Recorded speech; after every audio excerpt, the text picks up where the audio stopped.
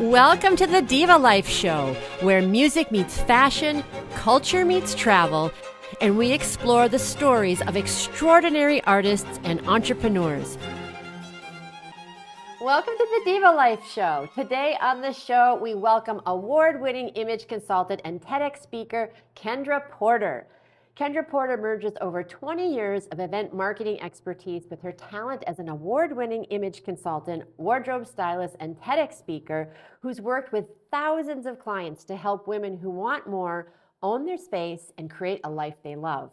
Through her multifaceted agency, Honor You, she takes a 360-degree approach to personal branding, fusing her vast expertise across nonprofit, sports, entertainment, and fashion industries into a thriving business. Today, Kendra's creative vision shapes influential brands. She produces premium events for luxury retailers, facilitates corporate trainings on style and presence, teaches at the Fashion Institute of Technology, and dresses on-air talent for NBC Sports and the Olympics. Kendra's press highlights include Yahoo, CNN, Essence, Marie Claire, Shape, and Black Enterprise. And she was also awarded the Rising Star Award by the Association of Image Consultants International. What a rock star. Welcome to the show, Kendra. Well, thank you, Heather. I'm so glad to be here. It's so good to see you. Oh my gosh, I don't know how many more accolades I could have gotten out of my mouth. That's so incredible. What a rock star. All those different things that you have done. You know, you don't realize how much you've done until you start to look back and you're like, oh, wait, I forgot that I did that. Like, I forgot that this happened. But it's been an amazing journey for sure. Yeah, and it's so interesting to me that you have sort of these two different arms of your expertise around the public relations and facilitating events and the styling. So tell us a little bit about how you see those two things coming together into sort of one powerful brand. Yeah, I think so. I got into styling really because I wanted women to feel amazing, right? I wanted them to love the skin that they're in, embrace their bodies, and own the space that they're in. And I started initially in the plus size sector, right? I'm a plus size woman. I wanted other plus size women to feel the same. And it was so many women that came to me and said, I'm not plus size, can you help me? And of course the answer was yes, right? And so that kind of sort of evolved at the whole styling piece of what I do. Prior to that, my background is really in events and marketing. And so for me, it has always been about marketing and promotions and public relations. And so that is what I loved. And so it was like, how do you merge the two? You've got people who need to be in front of the camera, be at events, right? And be the face of their company. And so what does that look like for them?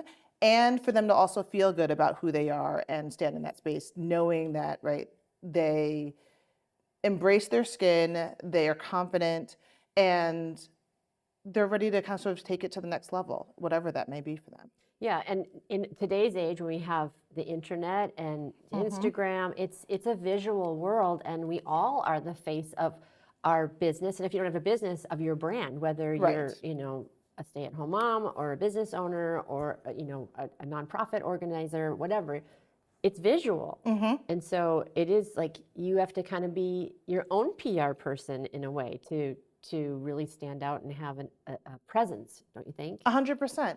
So this is what I say to people, right? When I do talks and so forth, right? I say, if someone saw you and never got a chance to meet you, what would they think just off of seeing you, right? Fabulous. Well, you were just as fabulous because I'm like, somehow we ended up in the same type of dress. We were vibing today for sure with the green. But really it's, right, if people don't know you, right, people aren't meeting you, or you're going to a networking event, or, right, you're standing in front of new clients, they don't know who you are. So they have to get a sense visually initially about, okay, what do you stand for? Are you professional, right? Do you exude and communicate who you are as a brand and as a person and what you value? And then, right, then they'll listen to your words behind that. But it is, I think a lot of people take it for granted, right? We take getting dressed for granted. And I tell people, when you think about, right, how we felt during COVID, although we're past that, but right, we got really comfortable. People were like, oh, I don't have to get dressed for work. That was great for the first like 3 months. 6 months in, it became, oh no, I don't really have to get dressed. And so I'm just gonna throw on something. That in and of itself has an effect on our psyche, right? And we don't realize it. until people started going back to the workplace and until people started having to get dressed again and they're like, oh, I miss this, right? For men and women, it's not like one or the other. It really does affect how we feel, right? And I tell people, be intentional, and when you're intentional, you show up different, Absolutely. right? And so that's across the board. Whether that's going out for date night with your husband or your partner, right, to going to work, it really does make a difference. Absolutely. And I was picking up on what you were saying about being intentional and like how you show up, and you want to be intentional about, what you're presenting to the world. But I think a lot of people don't know.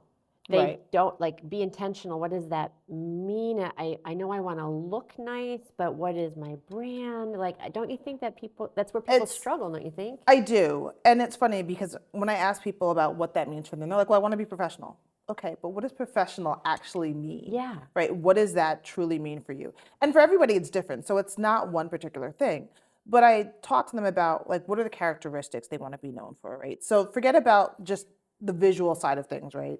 In terms of style and, right, whether you're classy or edgy or funky or any of those things. But how do you want people to see you and know you, right? In terms of whether you're creative, whether you're funny, like those types of things. And in doing that, I help them kind of sort of look at, how do I want to be perceived? What's important, and what are the values that I hold? And what are those values that I want other people to see in me? And I think that's where I start with people. And then we get to okay, let's talk about the fashion aspect of that, right? And playing with both of them so that you are getting to create a persona for yourself. And I think that's where you get to have fun, and that's where you get to play. You don't have to be the same thing every day. That's not what I tell people, right? You do have to have a brand that you hold true to, right? And values you hold true to, but how you show up and how you feel is also going to impact how you get dressed in the morning. Yeah, and I always talk about brand as being a house where you have different levels of sophistication in your house, and when there are people that drive by your house, they see the curb appeal. Then you invite people in with your marketing, but you don't invite them up into your bedroom or into your your TV room in the basement where you hang in your sweatpants. You might invite them into your formal living room, and then you get to know them better. Maybe they come into your kitchen. Right. So it's like in how you show up, you're the brand throughout, but you're not just what you said. You're not doing the same role in every aspect of your brand at all times. Correct. So I think that what you said is really And I take it, right? I tell people, think of it like this. Clothing is like advertising, right? If you're in the grocery store, right, you walk down the aisle, you see a box, bright, pretty colors, whatever it may be, something catches your eye, right? And you stop and you say, oh, let me take a look at this box, right? Maybe it's new cereal, whatever that is.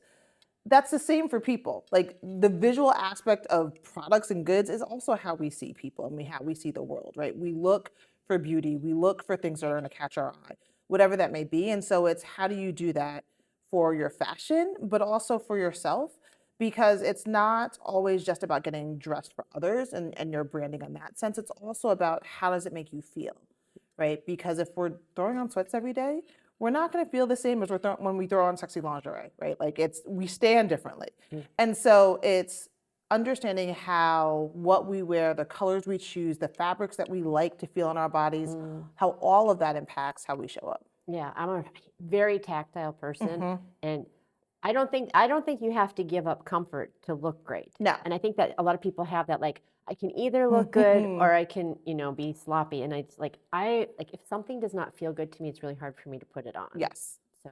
And it's, you definitely don't have to suffer one for the other. It's, you can be comfortable and be stylish at the same time, right? Like you can wear flat shoes. People are like, I can't wear flats, they're not cute. I'm like, there are tons of cute flat shoes. I got the cutest shoes in London. Oh my God, they are so cute. They're orange flats and they have a metallic orange thing on the top. And I was like, these are so cute. So I'm with you on the flats thing. Yeah, so there's also these perceptions that we hold, right? Of like what is and isn't appropriate and what we should and shouldn't wear based on our age, based on our body shape, based on all of these things.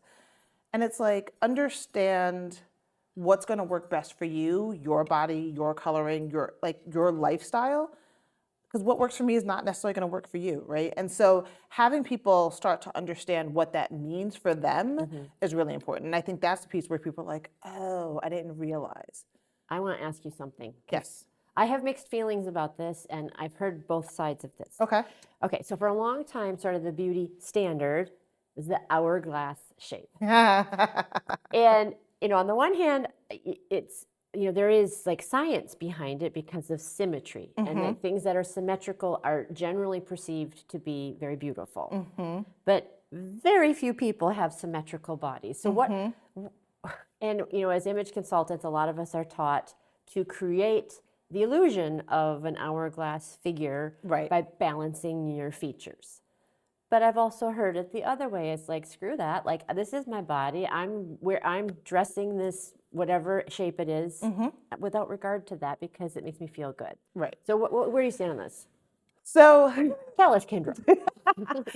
there are a couple of things. One, whenever I do a presentation, I always say, based on the cultural standard here in this country, it is the hourglass. If you go to other countries, it is not. Right. So that's where I start my conversations with, right? Because I've also lived overseas. And so in other countries, the hourglass is not the ideal shape, right? So, here I talk about embrace your body and understanding what you're trying to accent, what you're trying to camouflage, and how do you do that, right? And yes, it's based off of, right, an hourglass figure, but it doesn't have to be, right? I had a really nice hourglass figure at one point in time in my life, and then the top of my middle of my stomach was just like, no, we're fighting against that. I think a lot of people can relate to that feeling. Right. And so in that process, it became, okay, well, how do I dress my body and still feel amazing and know what I'm trying to camouflage, what I'm trying to accent, and what's going to be, for me, there's always a distinct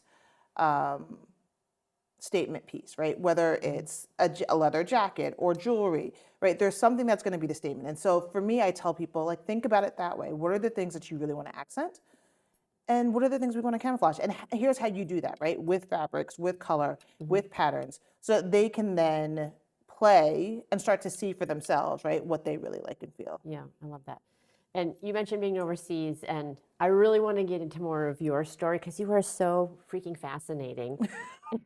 And I have this, I saved this, I saved this because I usually use the teleprompter, but I just wanted to read a little bit of your nonprofit activity and charitable activity and the boards and all of these things. I won't read the whole thing because it's quite long because you're so accomplished, but it's incredible.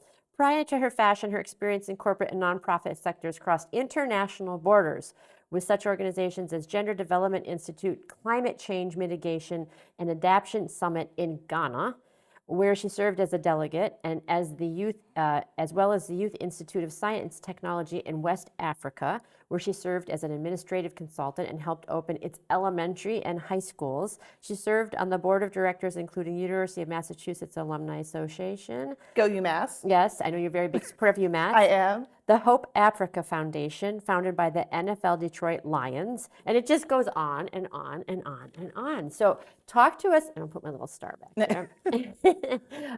Tell us a little bit, like, have you lived in Africa? Have you been to Africa? What is, how did you start that? What are you working on now? Like, what is this? It just seems to be like such a big part of who you are.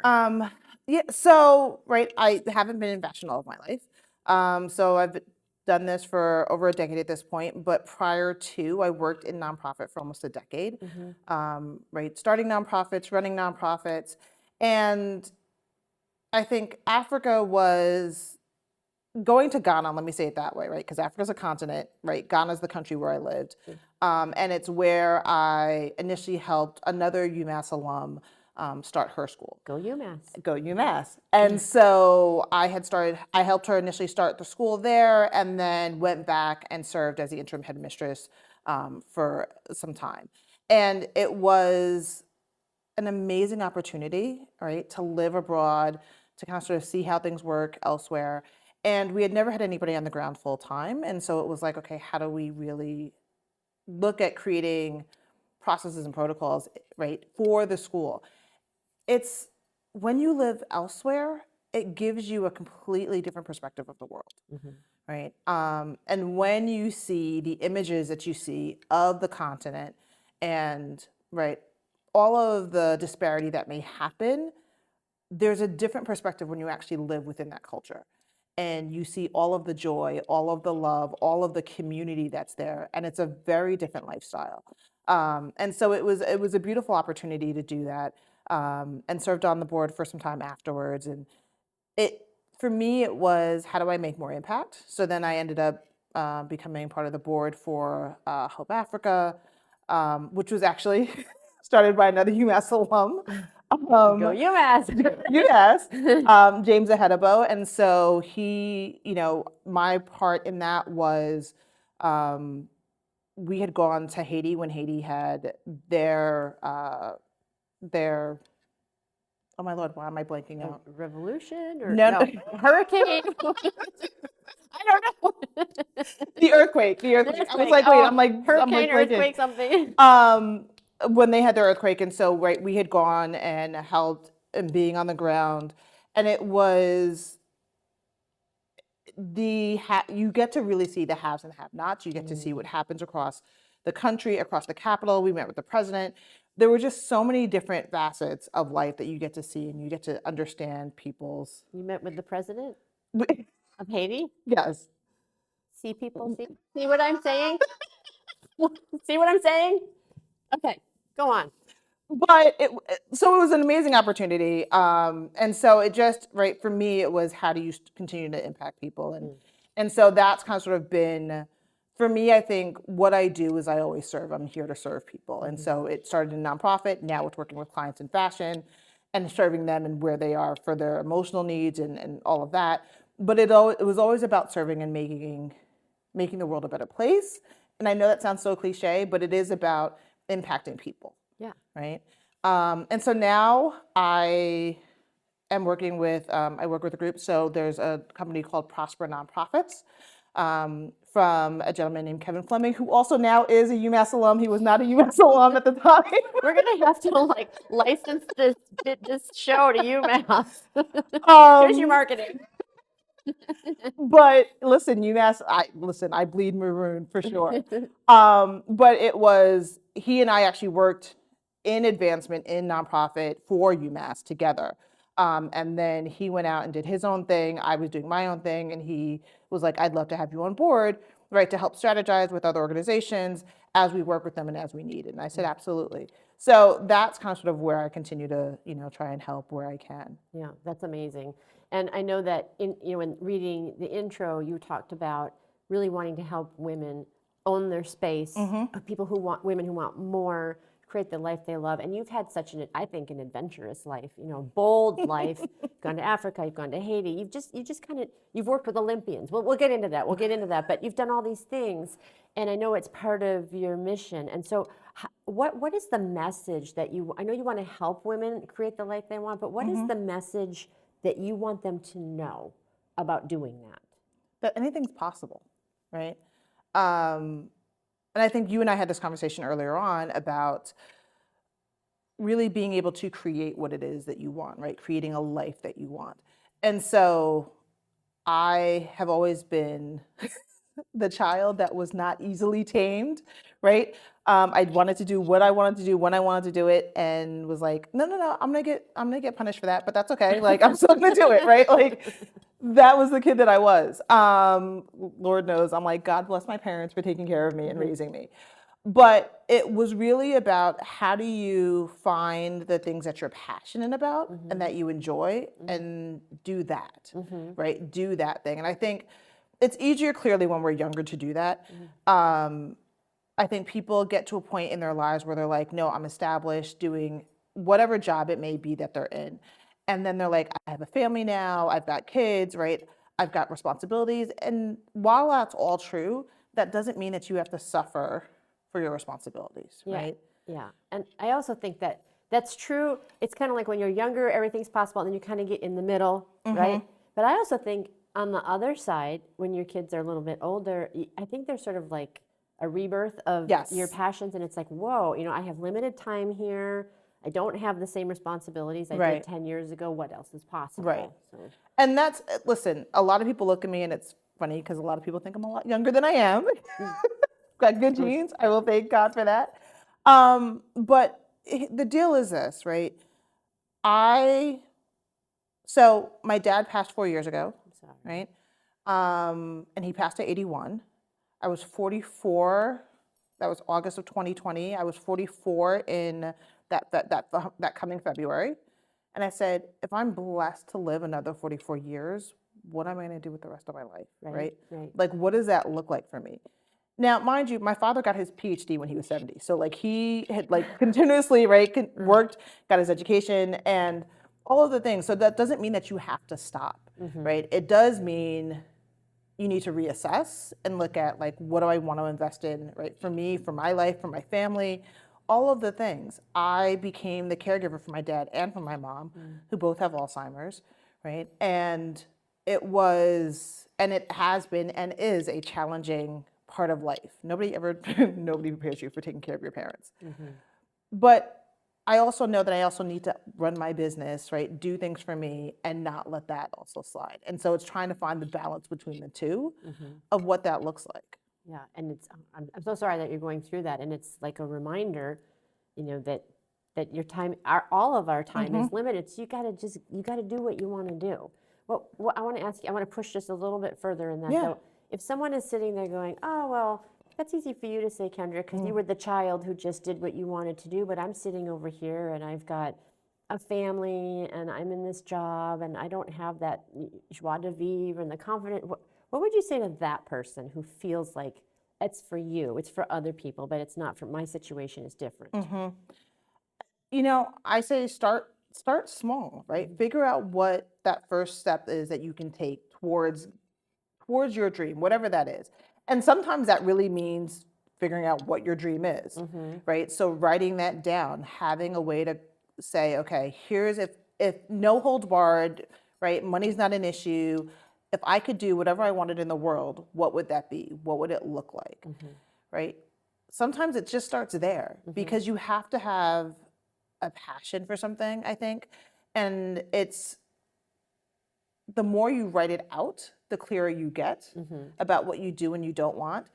And it also begins with saying yes, right? So there was a period of time that's big in my business, and I remember this. I had met with a gentleman who, you're gonna kill me. He was called a strategist. Come to find out, his wife was a UMass alum. Did not know that at the time. No, sir. I swear, I promise you. But he was he's known as a strategist and would work with multi-million-dollar companies. And he said, you have to be willing to change with your business, right? And go with the flow. He's like, for the first 5 years, he's like, you just don't know what's going to happen. And so I said yes, like to each and everything. And I learned what I wanted, what I didn't like, right? And I got to understand more about what it was I was doing as an image consultant. A lot of people are like, oh, you're a stylist. And people want to be a stylist. They want to do celebrity styling. And I was like, that's not really what I want to do. And I started playing with editorial styling, right? I've done television. I've done a little bit of everything to really figure out what that looks like for me. And that's where you have to play, right? Like that's how you start, is like just saying yes and starting to write it out, like really figure out what that looks like for you. And what you said, I think is really important, is to do something. There's no feedback loop if you're not trying. Right. I mean, you can write it out, which is a great first step, but then if you don't put that into some kind of action, you don't know. Right. It's just a dream in your head. So now you kind of have that figured out. But you've also worked, how did you, like talking about dreams, I'm just like, oh, the Olympic dream, the Olympics are coming up. How did you get hooked into working with Olympians and addressing athletes? So when I started out, right, I was working, I started my business and then I started working with Stacey London from Style for Hire, was working with her and learning. And then when her company had closed, I then became the personal shopper for Lord & Taylor. And so I was actually working out of the Stamford office in Connecticut. And the head of wardrobe came in one day and needed help for the Olympics prior to that. So I actually started working Olympics this past Summer Olympics, so 2021 for Tokyo. And then, so it was right before then, met her, worked with her team on that, and then did another project with them. And so I happened to see an opening for wardrobe for the Olympics, specifically as a project. And I was like, oh, that'd be interesting. I was like, let me just see if Amy's still a part of it. So Amy Acton from Acton Style Group, she's still head of wardrobe. She's been with NBC forever. and has her own business as well. And so I reached out to her team, and they remembered working with me, and we talked, and she's like, no, I loved working with you. And she's like, I remember you. And I came on board. And it was great because it was an opportunity to come in. She had said to me initially, they were still trying to figure out Olympics. And she said, well, we'd love to have you as part of NBC. And then when Olympics starts, we can, move you over to that. And I've been with them ever since. That's amazing. And, somebody was in a conversation recently was like, oh, that, that's not real. That's Lady Gaga. That's not real. That's J-Lo. And I'm like, wait, those are real people. Mm-hmm. Lady Gaga is a real person. J-Lo is a real person. Mm-hmm. So sometimes I think when people say, oh, Kendra styled Olympiads and athletes. Well, they're also real people. Mm-hmm. They have real bodies and real, body challenges. I think even maybe some different body challenges because they have more defined muscles or are stronger in certain ways. Right. But you've worked with, so I just said that to preface that, like, I think that those people are real. But you've worked with celebrities and real women. Like, they're all, I'm just saying that because we're all real. We're all real, right? Like, listen, it was funny because being in the plus size community for a while, people were like, oh, real women have curves. And I'm like, okay, all women don't have curves, one. I don't care if you're plus size or not. Like, all women do not have curves, right? That's a fact. But we're all real people. Right. Like, I don't care what size you are. I don't care how much money you make. Like, we're all real people, and we all have feelings. We all have insecurities. When I started, like I said before, I started specifically for plus size. Mm-hmm. And so many women who were like, I'm not plus size, can you help me? My business didn't even grow from plus size. My business grew because women across the board were just like, I'm struggling. Mm-hmm. How can I do this differently? And so, listen, we all have the things that we're trying to figure out for ourselves. Mm-hmm. And that, I think, having a partner in that is really key. Yeah, and someone who knows exactly what they're doing. Like, you've worked with so many people. And I also read, like, you know the average woman, but you also know high fashion. I read that you helped dress people for New York Fashion Week for Oscar de la Renta and Carolina Herrera. Name dropping! No, but I was just like, I think Carolina Herrera is just exquisite. So, I love the brand. Oh my God. Absolutely love So it. tell us what that was like, and what, another question is like, what are the clothes, how are they actually different from what you can get at Banana Republic? Like, can you really tell the difference? I mean, what are the differences that you see? You can, right? Let me say it this way. And I think because I think most people understand this, right? People look at wedding dresses and you're like, why do you spend so much money on wedding dresses, right? Like, you can spend hundreds of thousands of dollars on wedding dresses. And I've worked what's called, so there's Fashion Week, period, right? And then you have what's called Market Week, and Market Week is afterwards, and it's usually for buyers to come in, look through product and all of that. And I've worked Bridal Market Week. When you see all of the things that happen underneath a gown, mm-hmm. Not only is it the hand embroidered, right, hand beaded, right, handmade lace, it is all of the things that they do underneath to make the shape of the actual gowns fit a body in a particular way, to hang a particular way, and drape a particular way. You're like, oh, now I get it. Now you get it. Now you get it. It's the attention to detail. It's the attention to detail. Mm-hmm. It's the fabrication, mm-hmm. right? It is polyester or silk, right? Well, and also I feel like patterns mm-hmm. have kind of gone out the window in just regular big box marketing. You feel like you have to kind of, you have this beautiful pattern. I have a little bit of pattern on today. I think that's, you can find it more. You can find it more, but then you're talking also about hand painted patterns, right? And like, it's not just, oh, okay, this was just printed. It was somebody actually hand painted this or made this, and then they made that into a pattern. So all of that makes something really special. And I am such a tactile person. I was never the person to shop online until COVID. When you touch it, when you feel it, you're like, oh no, this is it. I get it. This is it. Yeah, that's so cool. And speaking of special, you are incredibly special, and I'm so grateful that you're here and that you came to do this interview. And I want to know, what is your dream? What is that your next big thing that you like, Kendra Porter 2024 and beyond? What is the vision? What is the vision? I'm going to put this out there because, right? So I said everybody needs help. I was talking to my therapist the other day, and she's retiring, and she's like, the last thing I'm gonna say to you is call Martha Stewart. Yes. So Martha Stewart is like on my vision board, and I know people who know her. I just haven't Martha. reached out.